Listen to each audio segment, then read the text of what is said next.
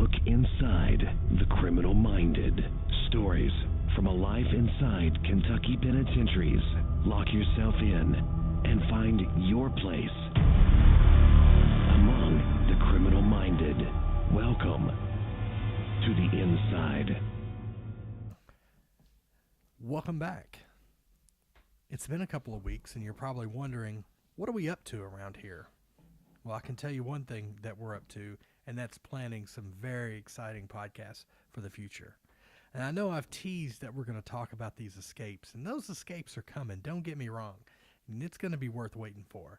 But I'm thinking it's going to be kind of a mega episode where we're going to go into a lot more detail around the escapes, because I really want to talk about what I knew about them, what I saw on the news, and maybe even include some things from the newspapers that talked about the escapes. So you kind of get a 360 kind of view of what was going on, when it went on, how it happened. But right now, I want to talk about contraband. We see it in the movies all the time. You see all these incredible ways that they're sneaking things in. Well, all the things that you see on TV today are born out of stories that came out of this very time. A lot's changed in our prison system to keep these very same things from happening as they did before, partially because of this period of time, the way things were done around this period of time, and how relaxed things were. So sit back, and today we're going to talk about the king of contraband and how one man decides that he needs a leg up on the inside. So let's start out with what's something that you kind of thought about early on when it came to this contraband and getting it in. Where were you at? What was going on in your life whenever you made this decision this is something you needed to do? Well, you're in there and you got all this time on your hands, and being a drug addict that I am, I'm going to try to get something in here to make life a little bit more exciting while I'm in there. So all I had to do was sit around and think about how I'm going to smuggle some drugs in. What's my next move going to be? How am I going to do it? Can I make it happen? I think the first time we actually started getting drugs in the penitentiary was back when they would allow packages to be sent in through the mail. You was allowed like one home package. Yeah, I remember those. And then you was allowed one home package. They would send clothes, shoes, TVs, stuff of that nature. And then at Christmas time, you was allowed another package, 2 packages per year. The Christmas packages, you was allowed like canned goods and stuff like that, along with your clothing items and stuff of that nature. So about what year was this about? This was about probably 1984, 85. Okay. And I mean, it carried on all the way up until the 90s. These moves would. You could say, for instance, like the canned goods that come in, they would drill holes in them, and they would empty out the contents of the can and fill it full of booze. You know, so you get liquor in like that right there, and they seal it back up. And Christmas time, we like, shoot, we're going to get some moonshine, some 190 or something, you know, strong that we could all get messed up on. And so we all look forward to Christmas time, because that's when the alcohol would really come in. It's like in the canned goods that we got sent in at Christmas time. So that was a fun time for us. So this was a totally different time. Now you couldn't send anything from home into a prison if you had to. No way. I mean, that's them days are over for sure. Yeah, but at this time, you got the families of the inmates or even friends of the inmates able to just go buy some things and box it up and send it in. And there wasn't a lot of scrutiny like there is today on the stuff coming in. If it looked like what it was supposed to look like, it just kind of passed through. Oh, yeah, they would go through it. You know what I'm saying? They would look at it and go through it probably the best they could. And I'm even thinking that they had X-ray machines that really couldn't pick this type of thing up unless it was metal or something. They're not like they are today. I'm sure they could. They're pretty good X-ray machines. Yeah, it's pretty sophisticated now. Yes, sir. This day and time, I'd say it's pretty sophisticated equipment they're working with. But back then, it's probably the X-ray machines only picked up metal objects like hacksaw blades and handcuff keys and stuff like that right there. But you could. We had a shoe man out there one time. He was.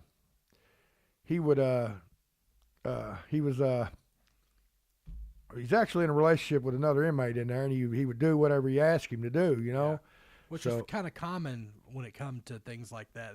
That's kind of your first step in getting things in, right? Oh yeah. If you had a personal relationship with somebody. Oh yeah. They're going. You know, you tell them they're going to think they're helping. You know what I'm saying? They're going to want to help somebody you love. You're going to try to help. So so you got a relationship with somebody in there, and they're asking you to do something, and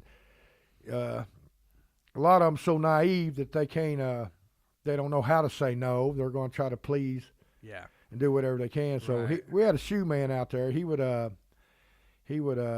sew the drugs right in the bottom of the shoes, and I mean ultimately, you know what I'm saying? They went as far as they found.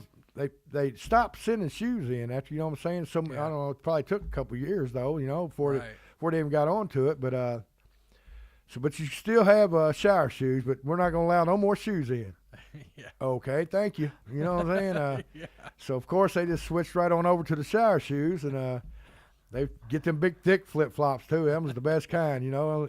You could hollow them out and glue them back together, and they send them on in.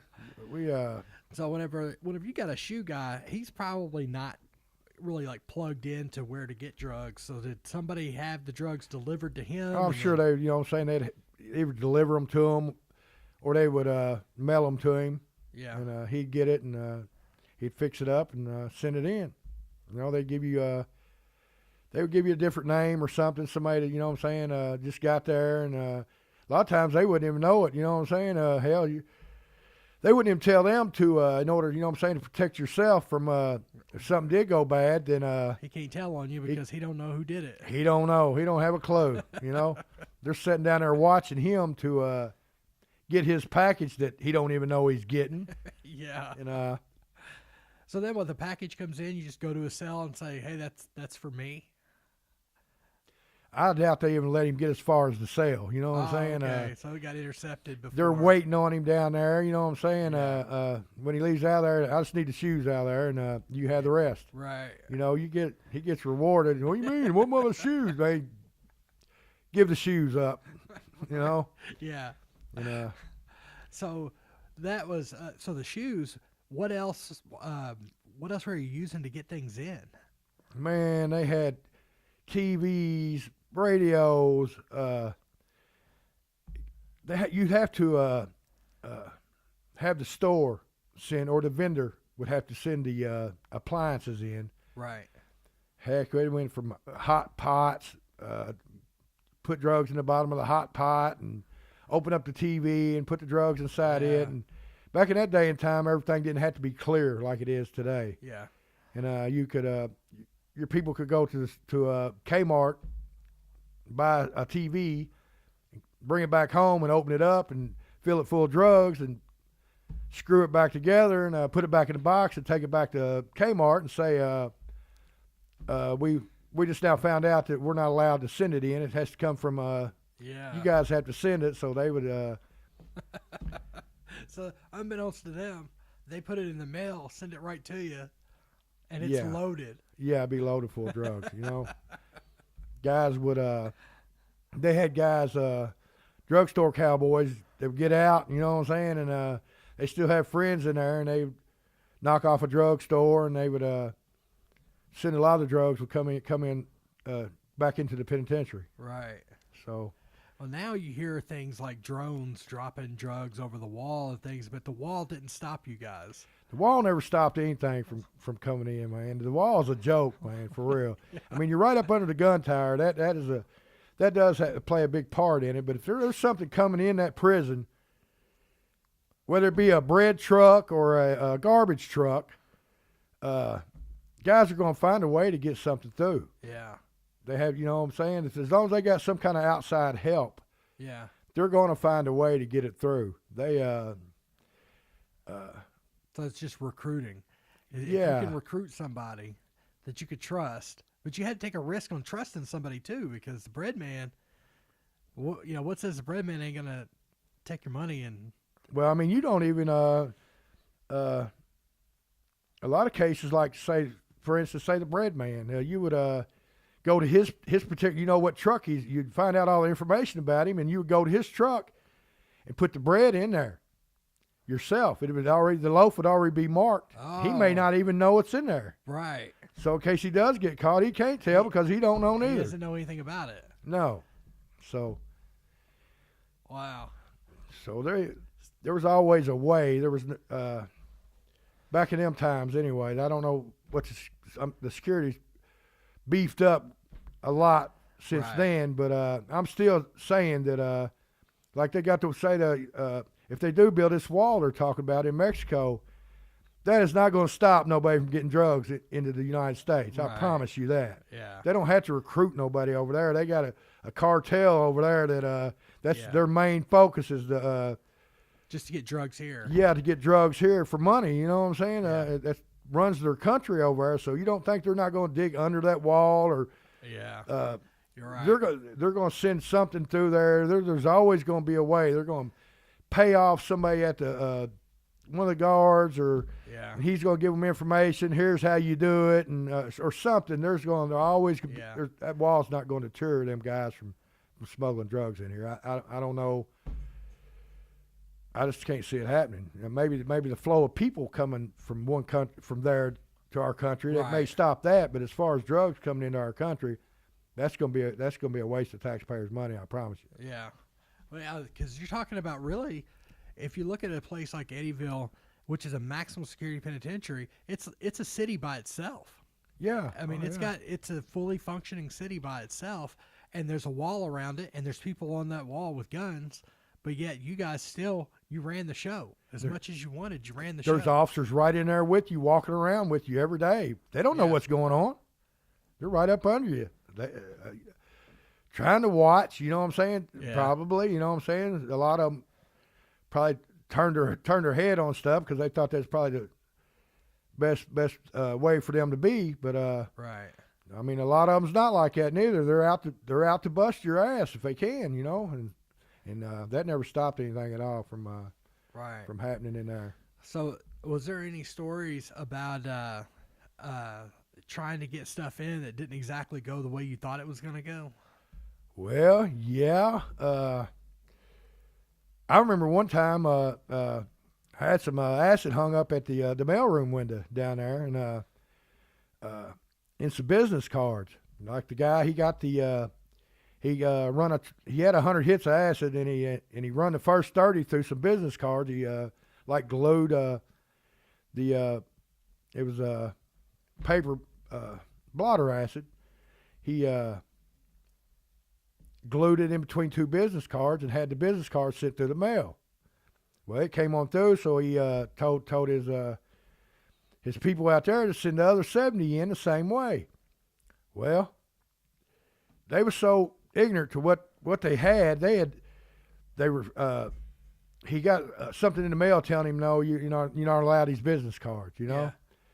Well, he said, okay, so they let you send this stuff back out. You got to go to the mailroom window and you got to send it out. Well, he got down there and he asked the mailroom clerk. He said, "Can I look at what I'm sending back out?"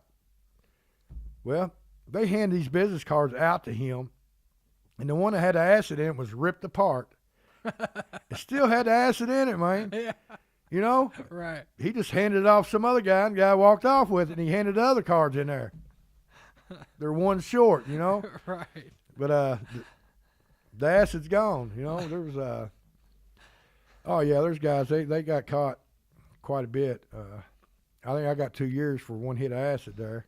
Oh wow, that's a lot of time for a hit. Yeah, a friend of mine was wanting to do some acid, and I had some, and I'm like, man, don't No, I didn't have none. I'm gonna take it back. I didn't have none at the time, but I knew I could get it for free if I asked for it. So I was done burnt out with the stuff by that time. I did so much acid and laying around them cells. It just wasn't very much fun for me no more to do acid and lay around in a cell and look at every speck of dirt on the floor, and it was miserable. It wasn't a very good buzz at all for me, and so I said, I'll get you a hit, you know what I'm saying, or two, and I was able to get him a hit of acid, and I put it in a cassette tape and sent it over to him.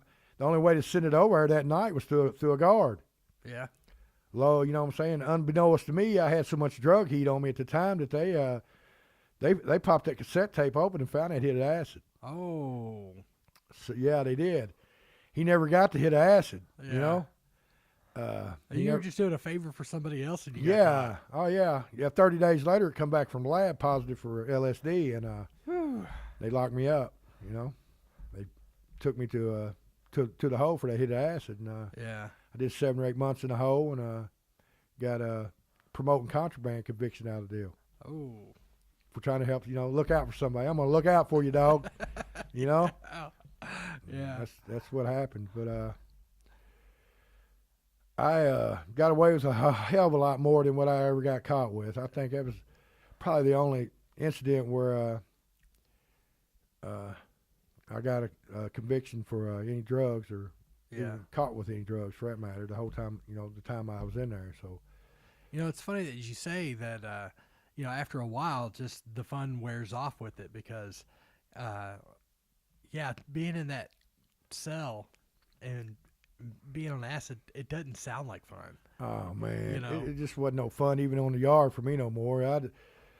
One night I did probably 15 Xanaxes, and then I did 6 hits of acid on top of it, and that was all right, I guess. It knocked the edge off, you know what I'm saying? I don't remember much about it, but right. I've nod out and then come to, and it'd be a bunch of colors and stuff, and I'm like, this is all right here. But it wasn't no fun, man. Not for me, it wasn't. I didn't like it. I didn't like being locked up. I didn't like the feeling it gave me. Yeah. So was that the only drug that did that to you, or did you have that experience with other drugs? Because you couldn't just have your freedom and go where you wanted. No. I'll always dip and dab in something, probably Xanax or marijuana. I liked my weed in there, so and plus you could always piss around the weed. You could drink a bunch of water, and all right. There was a cutoff limit on the how far they tested you for the THC, and you could most of the time you could piss around the test and be all right, but the Xanax and stuff, the benzodiazepines, they stayed in you a long time, and if they give you a urine test, you're going to be dirty. Yeah. So there's a lot of drugs in prison because of this contraband coming in from the outside. There's a lot of drugs in prison. Oh yeah, there's a lot of drugs in there. I mean, we get like 2,000 blue Valiums at a time. You know what I'm saying? A friend of mine, his wife's sister worked in a doctor's office, and I don't know if she was getting all the old Valiums or whatever that was left over, and he would give them to her, and we'd get them in, and oh my God, the bad thing about getting all them drugs in there, you got a bunch of killers in there getting drunk and high and stuff, and right, I didn't think about that. The next thing you know what I'm saying, they're looking at you all crazy, like, I know you got some more drugs. We ain't got no money, but we know you got some more drugs. Ooh, that's a dangerous situation to be in, Yeah. So.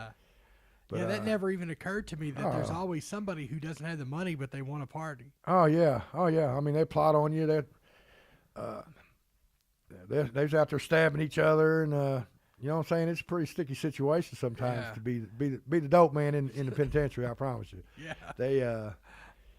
You think it's the most beloved person in there, but only at times. Oh, only at times. You know what I'm saying. Yeah.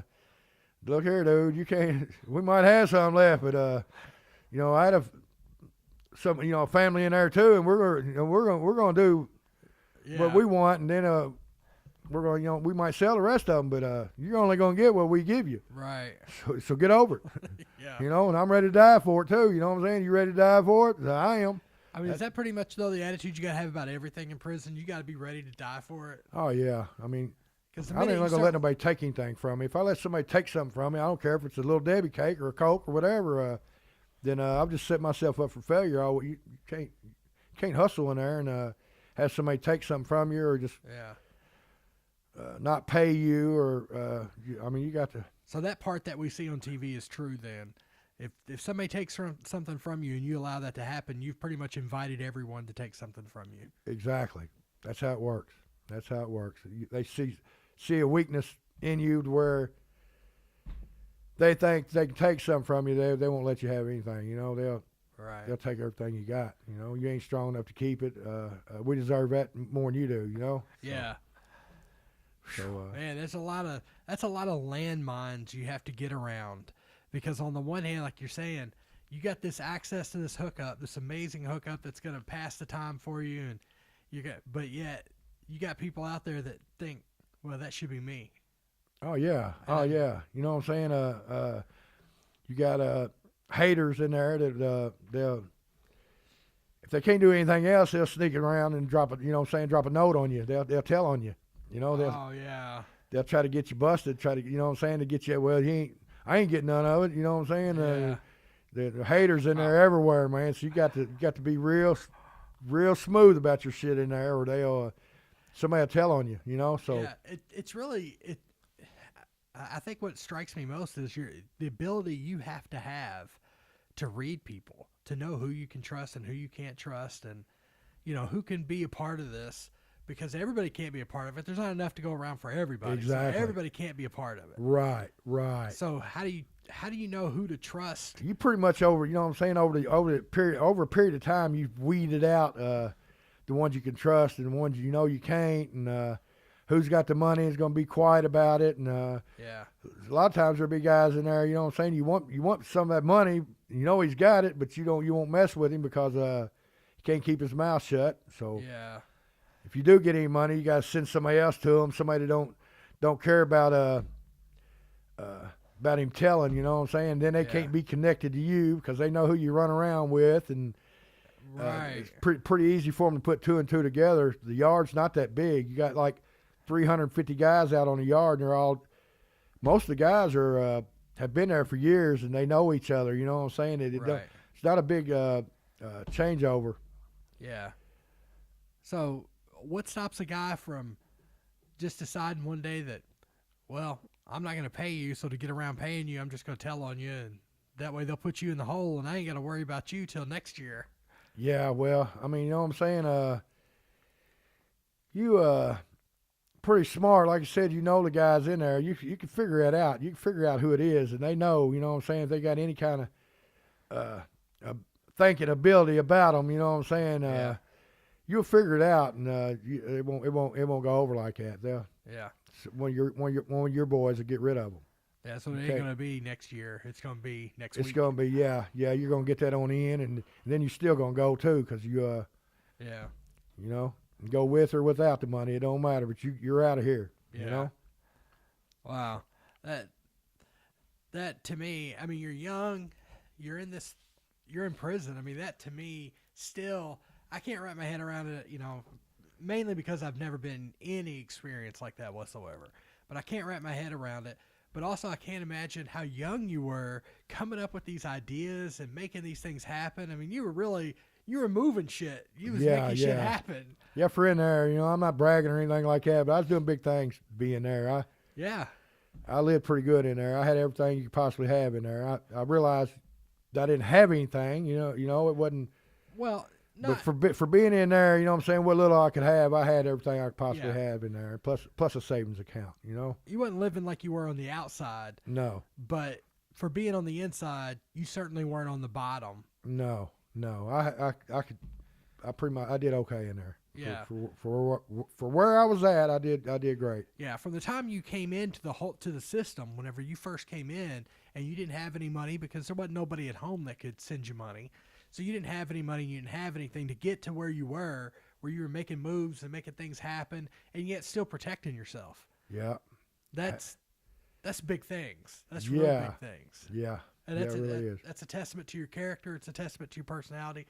And it's certainly a testament to your intelligence to be able to go into a world where things already have rules and things are already happening and somehow find your spot in there. Man, I'm in a hole over there. It's a true story, man. There's no reason to lie about it. I smoked the whole time I was in the hole. If there was tobacco in the yard, there's not tobacco's not allowed in the lockup unit. It's not allowed, period. So that was one of the things you lost by going to the hole. Is you Yeah, lost tobacco. but I never lost it. No matter, you know what I'm saying. It would come through we'd have it strapped up on the kitchen goods, stuff come from the kitchen. You know what I'm saying. It got to the point to where it was getting real difficult to get anything. And I had a guy. He's a homeboy of mine. He call him Bubby in there. Old Marvin Ray Morton. He's still a good friend of mine now today. He's a guy from here in Owensboro. They killed that old man out here by this lake for a pocket full of change. His sister come home on a furlough and from Pee Wee Valley, and she was wanting to rob something, and he ended up getting killed this old man for a pocket full of change. Bubby's still in there to this day, but Bubby, if I could help Bubby, I would, because we're the same age and came in around the same time, and I know Bubby give me the shirt off his back, so to speak, if I needed it. He was one of my boys for real, and he made sure I had tobacco. He was legal aid. They would like I told you before in one of earlier episodes, they got like court call proceedings. Right. Well, they have court over there if you're in segregation. That some offenses they'll lock you up immediately, and you have your court call over there and lock up. You're like handcuffed behind your back, and you got shackles on your feet, and but the legal aid will come from the yard, and they strip search them on the way in. Sometimes they would get it through. They'd have secret compartments in the legal work, and the papers, have cut out, but they got onto that pretty easy, pretty quick, So Bubby would come over there, and he'd find somebody that was on my walk that had to go to court call. Well, you know what I'm saying? And most of the time, it wasn't me. I only went to court call one time. They found you guilty, and you got to do your time. Well, once or twice a week, Bubby would come over there, and if there was somebody on my walk that had court call, Bubby was a legal aid coming from the yard. He would take a package of tobacco.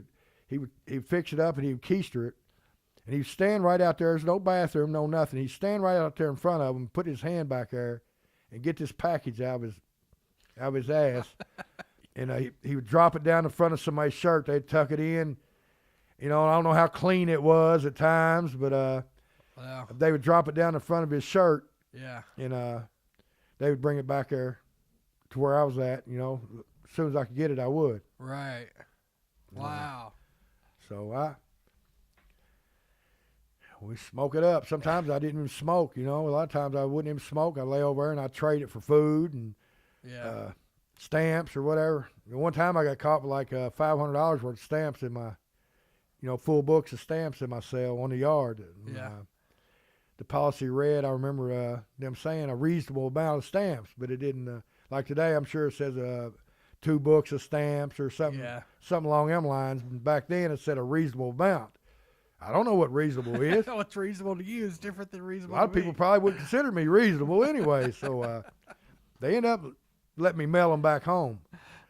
So, that was just something, a side hustle, the stamps was, but right. You could sell them for like 90% book value, so that was money. Wow. I got caught with like $500 worth, and they let me send them home. So then they changed the policy on stamps, of course. But right. You're probably responsible for getting a lot of policies changed. Yeah, they're not. Today they don't like no tobacco products are allowed in there, but stamps and coffee or I'm saying that's the main things that they're dealing with in there today, I'd say. I'm sure people are still smoking even though there's... Oh, yeah, if they can get some tobacco in there, they're smoking. You can believe that. They're rolling it out, Bible papers or whatever they can get their hands on. They don't have I wouldn't paper. Have thought of that either, but I guess those pages are really God, thin. yeah, I mean, they would pack that stuff around in their ass, and a lot of it won't be wrapped good, you know what I'm saying? There's rubber gloves all through there, though. You know what I'm saying? You got Yeah. access to them. You know, the guards use rubber gloves, and Yeah. you'll find them here and there because they like to change gloves. So there's not no. You'll find a rubber glove or some kind of plastic glove out of the kitchen or something you can Yeah. you can wrap this stuff with. But a lot of times, still, it'll seep through. It's according on how long it's been. If they swallow it, you know what I'm saying? It's got still got to go through your system. Yeah. Then if it's not wrapped good, then shit will seep through it, and it smells bad, and you think that stops them from smoking, or if it's weed or peels or anything, it's got a shitty smell to it. They're still gonna do it. Still gonna do An it. addict is gonna do it. He don't care. You know, Right. he might not want nobody to know he did it or deny it that he did it, but he did it. I bet you he did. You know. Well, I can't say that if I had a bunch of time in prison that I wouldn't do whatever it took to forget that I was in prison. Yeah, you're trying to fill the hole in there. You know what I'm Yeah. saying? A void. The problem's still there when you wake up the next morning. I promise you. And Yeah. If you ain't got money to pay for them drugs, then you got even more problems. Yeah, You you're know? right. See, So- that's why I would not make a good inmate. I'd be in a world of trouble right off the bat, because I would just right off the bat, I would say, whatever it's going to take for me to not remember that I'm here every day that I wake up, and I can't afford that. So, Yeah, it's the value of the stuff is probably 50 times more than it is out here. yeah. So it's expensive out in there. I mean, you it know? takes a lot of risk to get this stuff in. I mean, when you're talking about bringing contraband in, even then, there's a lot of risk involved Oh yeah. at bringing this stuff in, and somebody's got to hold it. Oh yeah. So Oh yeah. You who- got to. If you ain't got a good hiding spot, and you know the hiding spots in there are limited.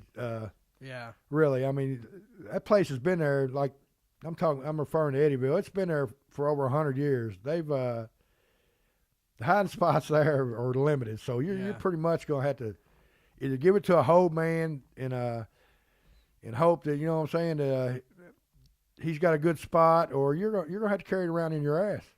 It's gonna have to be in your ass, and then The way it goes. then I've seen them take them down to the hospital and give them a finger wave, so to speak. You know what I'm saying? Right. Have the nurse or doctor Just go in after to it. check you. If you don't allow them to check you like that, they'll put you in a dry cell, and they'll set a guard in front of your cell. You'll have no water, and they'll feed you. And every time you take a dump, they sort through it. They look through it to see. You know what I'm saying? Wow. Yeah. But I've seen guys beat that. I've seen guys, the guards slip up and let them have a newspaper or something like that, and they'll open it up, play like they're reading it, and reach back there and dig through shit. They'll have shit all over them, and they'll actually re-swallow that stuff to avoid a charge and bring that stuff back out. Wow. I've seen them do it. I don't know how they could do it, because if they ever got me in a situation like that, they would just have me. They would have me, because I could not. There's no way I would. I would have, fuck, man. Here you go. You got me, boss. You know, I might try to get it off some kind of way, but if they set up on me like that, and I had to reach back there, and I didn't be able to rinse it off or anything, I had to put that in my mouth. And put it right back in your mouth. Fuck, no way. No. No way. No way. I might stick it back in my ass or something, but Right. you know what I'm saying? Yeah. And still, you're gonna have shit all over you, and it's just an ugly scenario all the way across the board. I'll just be, let's go to the hole. I'm ready. I'm ready. You know, Yeah, you got me this time. and that's why I wouldn't put my visitors in that situation either. I would have somebody else, you know what I'm saying, take that risk of, you know what I'm saying. Yeah. I just wouldn't do that. You know what Yeah. I mean? I just didn't. I had done it. You know what I'm saying? Don't get me wrong, but I didn't feel comfortable doing it. Yeah. I didn't want to do it. So once you were getting stuff in, what did you do about hiding spots? Did you have a hiding spot, or did you have somebody that held it for you? Or Most of the time, I held it myself. You know, I would have me a good spot in there. yeah. Shoot, I was pretty crafty in there for real. Now did they used to come in and like shake your cell down for no reason? Did they Oh do yeah, stuff like that back then? oh yeah, every day. I'm sure they still do. You know what I'm saying? Just Yeah. a random. Let's go shake down so many cells a night. You know what I'm saying? Right. Oh yeah, they would come in and do that. You know, like I had everything was real small, compacted for me. You know what I'm saying? No matter what it was, if it's drugs or a debt list, I would make it as small as possible. I mean, the debt list, I'm supposed to lay up under lay on the floor up under the bunk and write with a pencil. Yeah. On the bottom of the bunk, you know, it's kind of dark under there, and or something like that right there, to where, you know, they're gonna have to be actually know where it's at to get it. You know, so they let you build something or something out of wood or something like that. You got to have art and craft slip, you know what I'm saying, to say you're allowed to have this and that, and they know you're working on this, and you know, you just keep renewing it. I'm still working on it, you know what I'm saying, and you have a hiding spot in there, and it's glued together, and I mean, they would I mean, you always flush something down the commode for somebody to get sometimes, you know what I'm saying. They flush these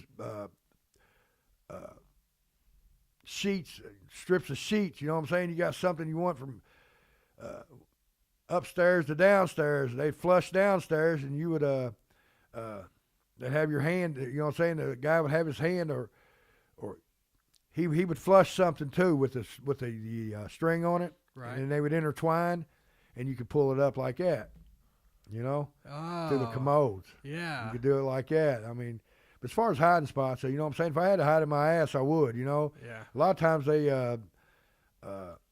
didn't mess with me too much because they thought I was smart enough that not to hold anything myself, that they was certain I had a hold man, you know? Yeah. What they didn't realize is a majority of the time I had it right on me, you know? I just didn't let nobody know, you know? Yeah. So. Which is part of the game. Yeah. Oh, yeah. You know? That's a hide and seek, you know what I'm saying? You might know I got it, but where's it at? You know what I'm saying? So what does the hold man get out of all this? Is he just cut in on it, or is he? I'm gonna tell you a story, man. This is a true story right here. One of the hold men was he was getting in my stuff. I would pay him, you know, weed or whatever, you know what I'm saying. He was holding. I would give him a portion of it to hang on to it for me. Yeah. So I could run around the yard and get high and not have to worry about, you know what I'm saying, them busting me with anything. Hell, I ain't much at the time. I didn't much care about a dirty urine test, but they would. So I have him holding the stuff for me, you know. Yeah. Well, he was getting into it, and I know he was getting into it because my bag was short. Well, went out there and got a dead bird, a dead sparrow, wrapped it up in black duct tape and put it down in a glove. A couple gloves. I said, look, don't get in this weed right here. And so he actually carried that around for like 2 weeks in his ass. A dead bird? A dead sparrow in his ass. Every time he shit, he had to take it out. Oh. And he ended up, me and my buddies would sit around talking, when we're going to get him to bust that out. He's going to be mad. I hate to put his name on here. He's a big guy, though. He's 6'5", 400 pounds. He's walking around with a dead bird in his ass, thinking it's a sack of weed. After 2 weeks, there's not much of that bird left. Well, I mean you're talking about 98 degrees inside there. They could hear him gagging down the walk when I told him to go up there and break it out. I said, go up there and break that shit out, man. I said, go ahead and break that other bag out you've been holding for me. And he went up there and broke it out, and they could hear him gagging and puking. He hated me after that, man. He hated me after that. I wonder why. I mean, I would have done it to him, but he was stealing from me. I was looking out for him, and right. You're stealing from me. You know what I'm saying? Yeah, you're not my friend anyway. You're not my friend anyways. That all. Yeah. You know what I'm saying? So go and take that. You know what I'm saying? If you don't like it, kill me. You know. That's the kind of attitude I had then too. If I did something to you don't like, kill me if you can. You know. Right. So. But you ain't going out easy because you're still here. I'm not going out like that right there. You know what I'm saying? That's my kind of attitude. If I felt like he's a big threat, I'd take care of you. Yeah. You know? Wow, 2 weeks. Yeah, he carried that around every bit of 2 weeks. That's the price you pay, though. You know. I don't even know who come up with the idea, but I thought it was a pretty funny idea. Probably Floyd. You know what I'm saying? Hell, put that dead bird in his ass over there. Let him pack that around for a week or two. That sounds like Floyd. I guarantee it. He can come up with some shit, man. Put that dead bird in the son of a bitch's ass for a week or two.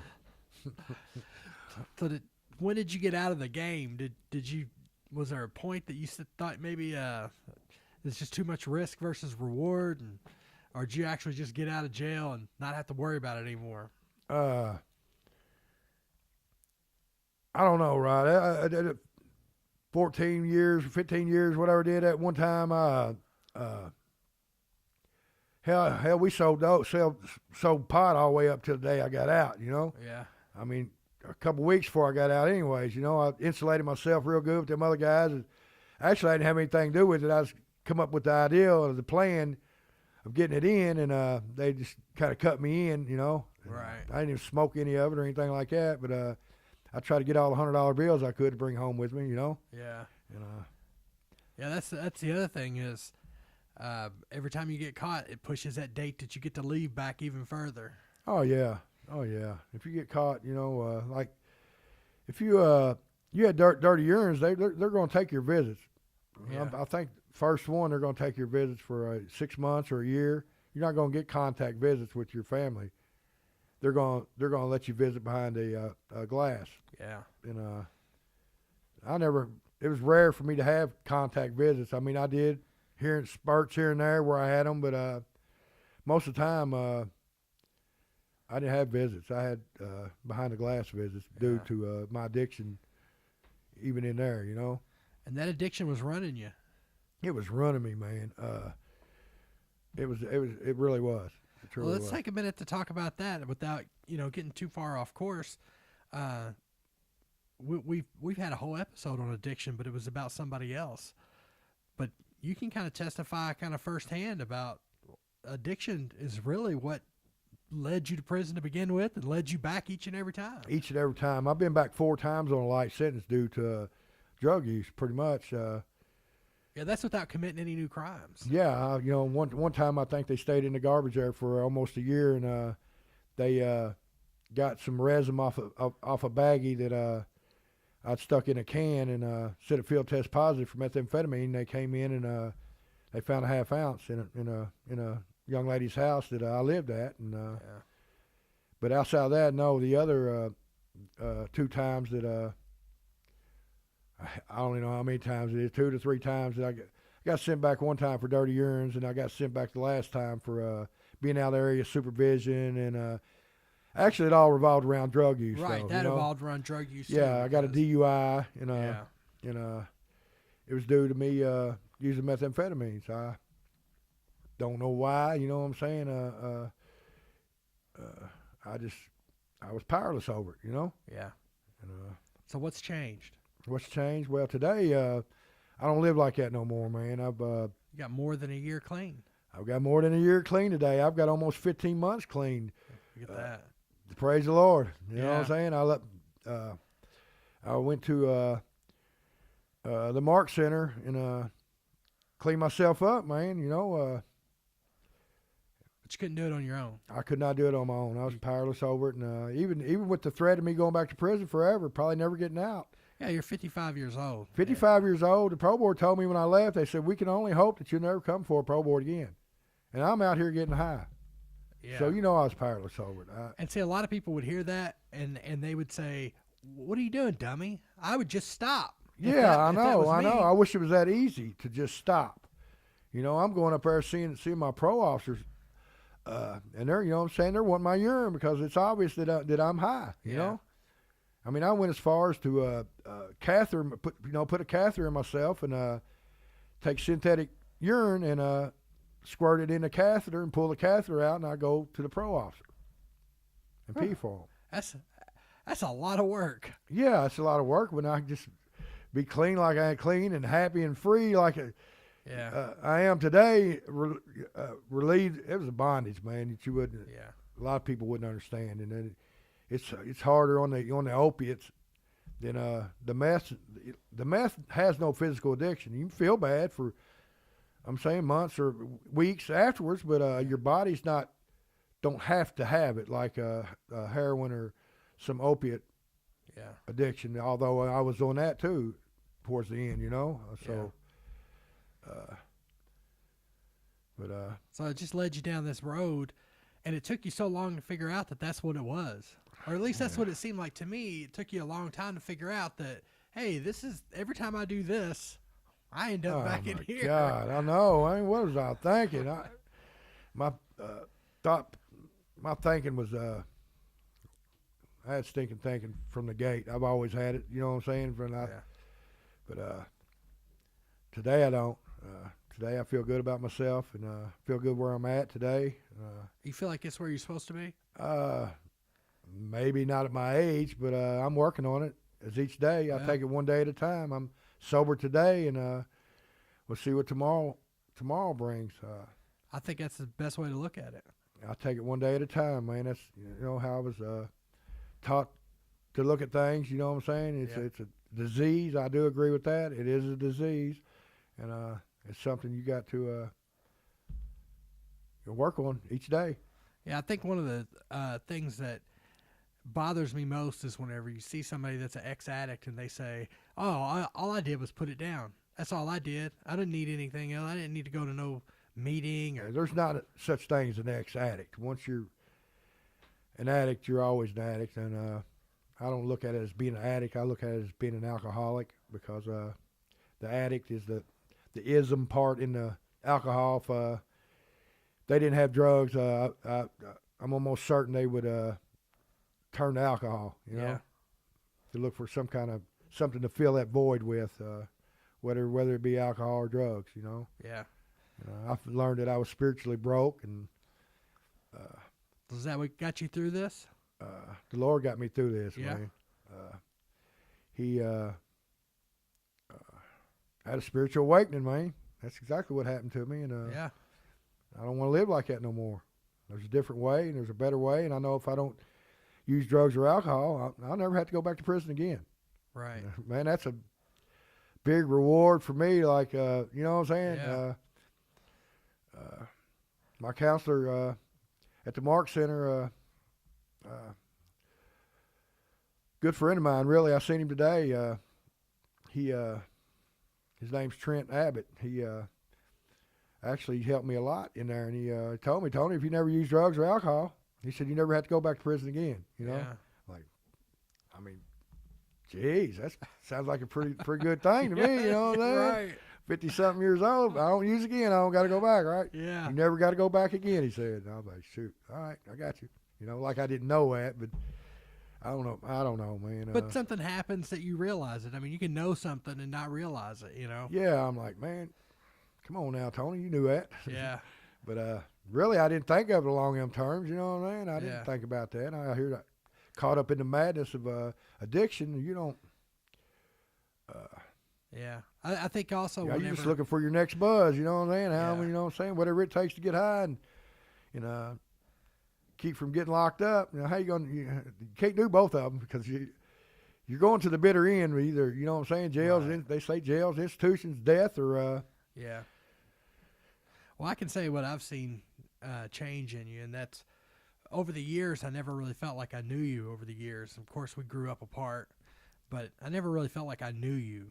I never felt like we had a connection. But I've noticed that since you've been clean, there's a lot more room there to see you as a human and not just a story, to see you as a person. And I feel like that we've had that opportunity now to where we can kind of meet on this level playing field, and I can see who you really are as a person, and I like who you really are as a person. Like, I like the guy that's sitting in front of me right now. I appreciate that, man. I truly like you.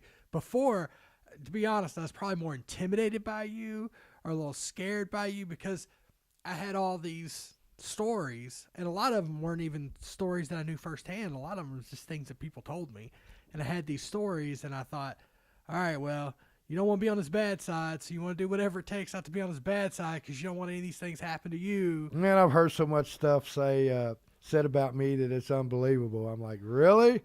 I didn't know I was that bad of a guy. You know what I'm saying? It just, Well, I think that's also, though, it's born out of those people being scared too.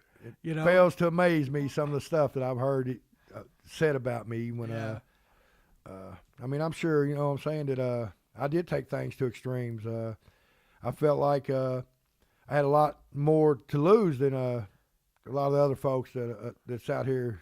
Yeah.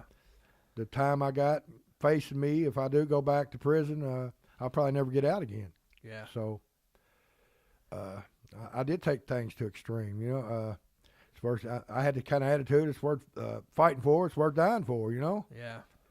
But I don't have to live like that today. And that's good. And that's good. And I like being around you when you don't have to live like I mean, that. I get up every morning and I get out on my knees and I thank the Lord for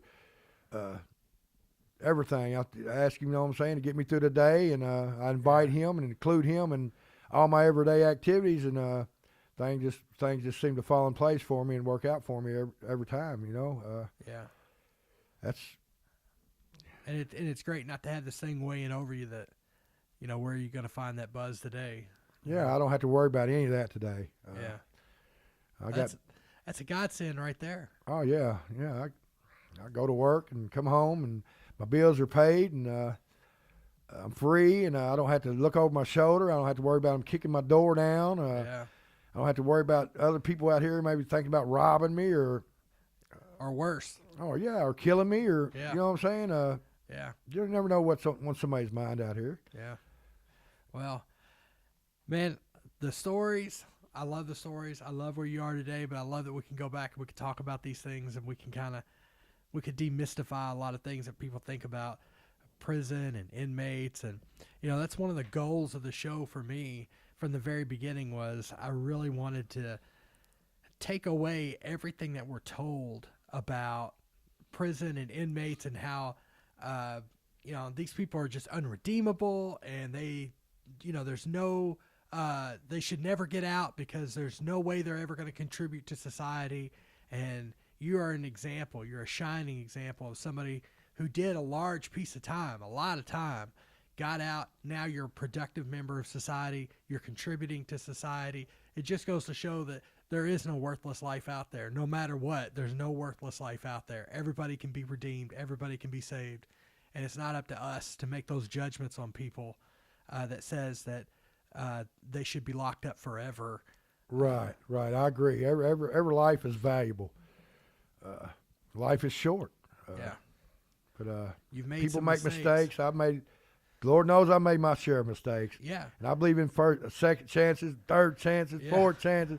That's sad to say, but Yeah. I'm glad that they was willing to take another chance, you know what I'm saying, with Yeah. me to give me the opportunity to clean myself up. I've had quite a few chances, and I really am appreciative But of you it. know, the mistakes that you've made are just in a different category. We're all making mistakes. I make mistakes every day. It's just they don't rise to the level of things that have me arrested. I know my mistakes are more crucial, being on parole and Yeah. But I've also, you know, I've never had an addiction that I've tried to feed, like, you know, that's illegal, like drugs. You know, Right. There's so many addictions that we have that they're legal, so we don't have to worry about them. I can eat all I want, and nobody's ever going to arrest me for that. You know, so really, it's all mistakes. It's just yours, just in a different category than mine, but it doesn't make us any different. We're both still making mistakes. yeah. You know? Everybody makes mistakes. Nobody's perfect. Yeah, and that's Me, I make the same mistakes over and over again. That was my problem, and I feel like I should be a little bit. I should know better, you know. And you do. But I was powerless. I'm sitting here and tell you I was powerless. That's hard for me to admit. For a long time, it was hard for me to tell anybody I was powerless over anything, you know. Because that's just something I was taught that you don't say you're powerless over something, you know. Right. But I was, and I still am today. But I got power over the first one, so. Here we go. Now we're just going to live it day by day and see what tomorrow brings, and here we go. Life's been really good lately. It's nice to have you where you're at today. I can say that for sure. No, I appreciate you, brother. I thank you for that. All right. Well, that's it for us today. Hope you enjoyed the conversation. Come back for more. We got lots more to talk about. It's not over. It's not near over. We got a lot of stories to tell, and we got a lot of stories about other people that have interacted and crossed paths over the years in prison. And you know what? Some good, some bad, because that's life. Life is It's a little bit of everything, and that's what makes life worth living. You don't know what's going to happen next, and all I can tell you is around here, nothing's predictable. So welcome to the inside. Welcome to Criminal Minded. Thanks for joining us.